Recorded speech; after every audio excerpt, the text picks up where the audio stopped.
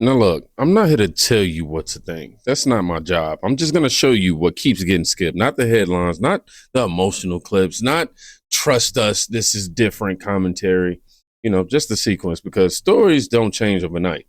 They change quietly and suddenly. I carry an ID. If I'm driving right, but an ID car. doesn't prove your U.S. citizenship. A driver's license doesn't. Do you carry your passport, your social security card? I do carry my passport, actually, everywhere I go. Keep it in my backpack. I travel a lot. I use it sometimes.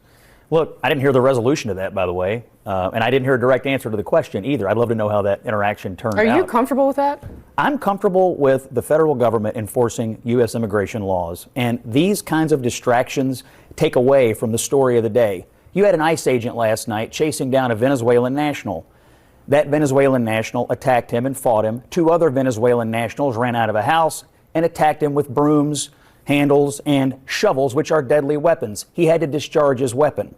3 illegal aliens trying to kill an ICE agent in the street, and we're worried about interactions like this. This is outrageous. The state of Minnesota is in a state of insurrection right now. The governor is egging it on. The mayor is egging it on. If they want it to stop, cooperate with the federal government like states and cities are doing all over this country. But isn't the point of using very careful policing tactics and making sure that the use of force is documented and justified, doesn't it protect agents in the situation that you're describing, right? Where an agent does find himself in a situation and he does something, he uses force in a justified way.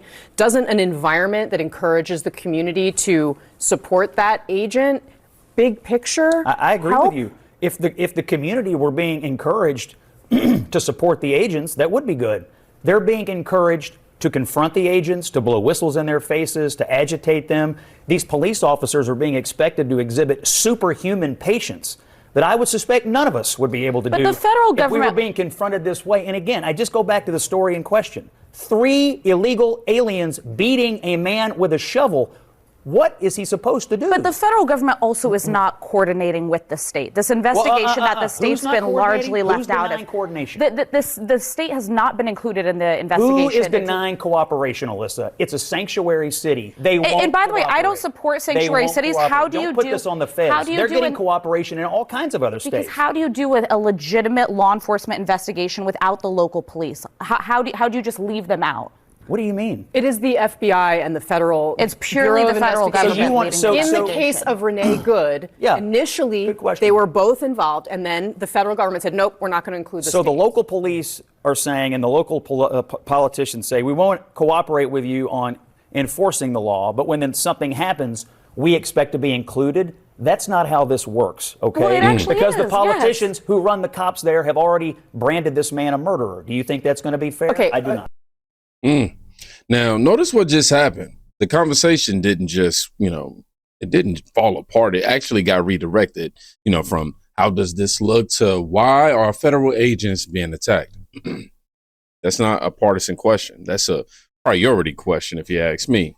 And I want you to watch how the left, what they always do here, all right? They zoom in on the tone so you never have to deal with the act.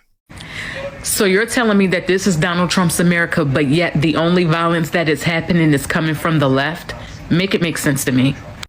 So you're also telling me that it's a coincidence. A few days ago, 6 Democratic lawmakers told U.S. troops to defy Donald Trump's order, and today this happens?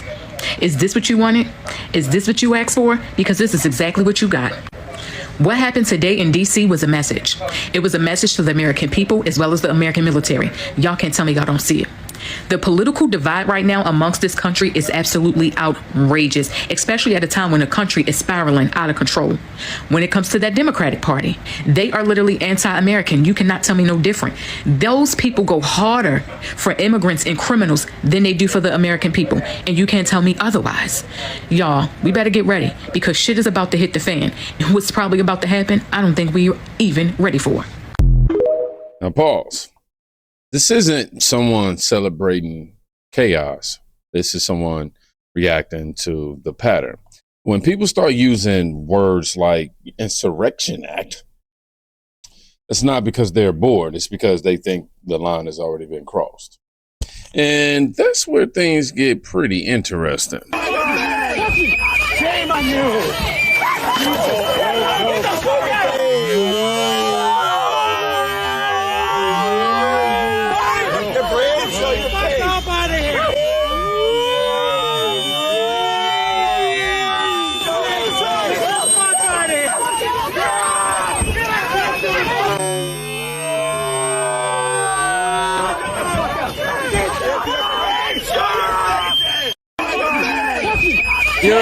This is where denial, it stops working, because now we're not debating opinions. We're watching contact. We're watching the facts. And notice the framing shift from the left. It's never, this shouldn't happen, or, nothing like that. It's, let's talk about why they're mad. That's how accountability always disappears. My name is Brian O'Hara, Brian O'Hara. I am the Minneapolis Police Chief. At 6:51 p.m., Minneapolis police received a 911 call reporting a shooting on the 600 block of 24 Avenue North. Preliminary information indicates that there was a struggle with a federal agent in front of the resident. During the struggle, the federal agent discharged his weapon, striking one adult male. The adult male then retreated inside of the residence, where he remained inside and refused to come out. Eventually, federal agents made entry into the residence, and the individual was brought to an ambulance where he has been transported to the hospital. Minneapolis police have secured the crime scene around the location, and the Minnesota Bureau of Criminal Apprehension, as well as the FBI, are on the scene processing the evidence. There's a crowd gathered in the area, and we have called for mutual aid from the Minnesota State Patrol and Hennepin County Sheriff. The crowd is engaging in unlawful acts. They have thrown fireworks at police officers, and at multiple times, gas has been deployed. Police are attempting to disperse this unlawful assembly at this time. I urge anyone that is at the scene to leave immediately. This is already a very tense situation, and we do not need this to escalate any further. I have faith that the investigators who are involved will follow every lead in this case and ensure it is completed to its logical conclusion. Do y'all see Jacob Frey? Did y'all see his face? My boy looked like he was mad. Now, this is the part nobody clips, because, once an authority figure says the words unlawful behavior, the story officially leaves the whole activist lane. You don't need to agree with ICE. You don't need to like federal enforcement. You don't need to do neither one of those things. But once violence is acknowledged, the more high ground, that thing completely evaporates. Take out that phone and hit record. Help us create a database of the atrocities against Minnesotans. Not just to establish a record for posterity, but to bank evidence for future prosecution. Take out that phone and hit record. Help us create a database of the atrocities against Minnesotans. Not just to establish a record for posterity, but to bank evidence for future prosecution. Yep, this is where it gets uncomfortable, because the request was film everything, and the response was, okay. Same night, same city, same cameras. That footage didn't lie. It just didn't, let's say, cooperate.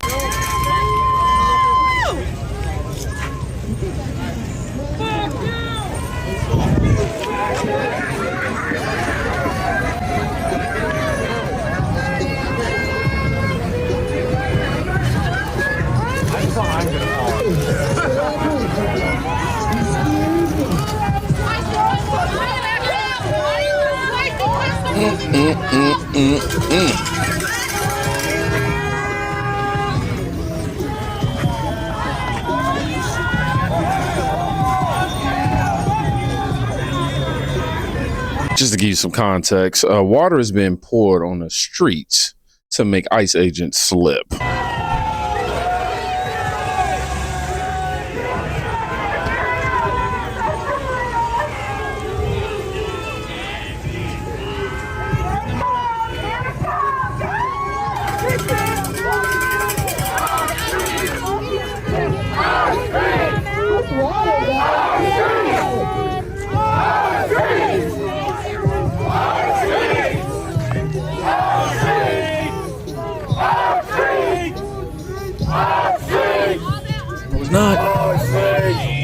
No, it's not.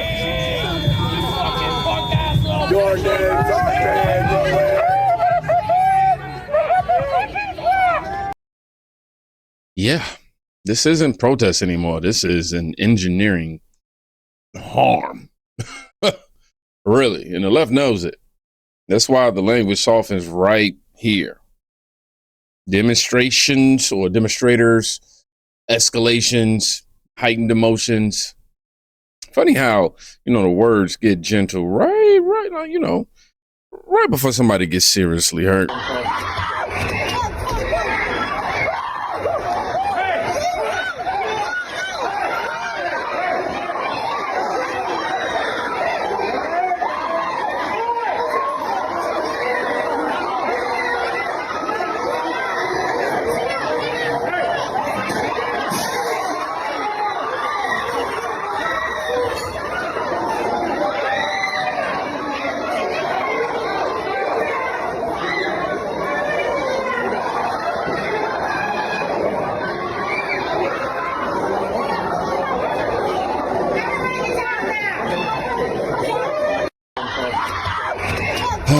Let's go ahead and read this post. Tim Walz welcomed Minnesota high school students for a walkout in protest of ICE at the state capitol building. It quickly devolved into them fighting each other because, of course,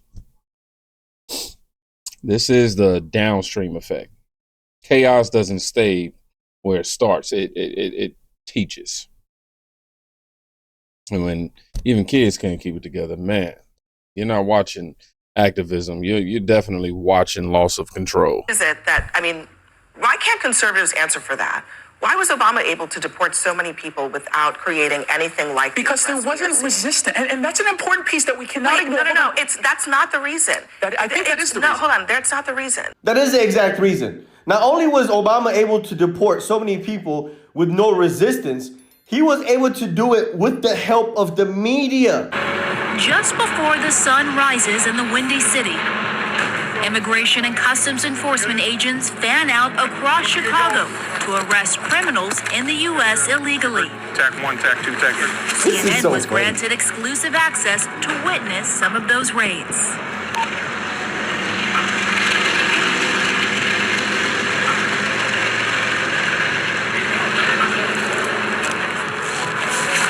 We got 3 targets this morning. Some of the neighborhoods a little sketchy, so we got to make sure it's not just the target we're looking at, but other people around us. They want to come out extra early, like right now, because they want to catch these people before they go to work. That's why it starts so early in the morning. Before they go to work? All right, let's roll, guys. Wow. They're not going after hard-working citizens. Your adrenaline, blood pressure, of course, goes up when you're getting ready to do something like this. All right, that vehicle behind us is off limits. It's a row. How many people are involved with this operation particularly right now? I have a 5-man arrest team here situated in this neighborhood here on the street. You see the stoop going up. I have a couple guys sitting right inside that stoop. This is part of what we do. Keep eyes on somebody and try to be as covert as we can.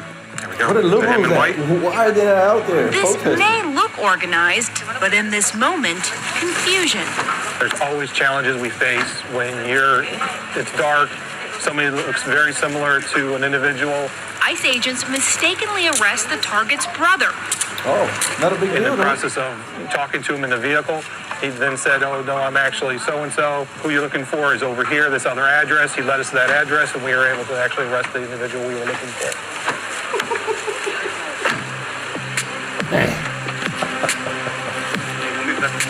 Wow.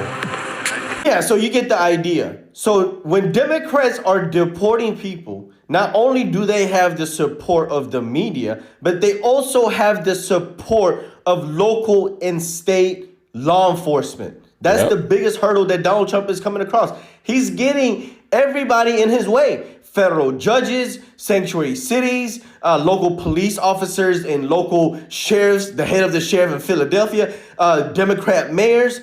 He's having to go through a whole bunch of hoops.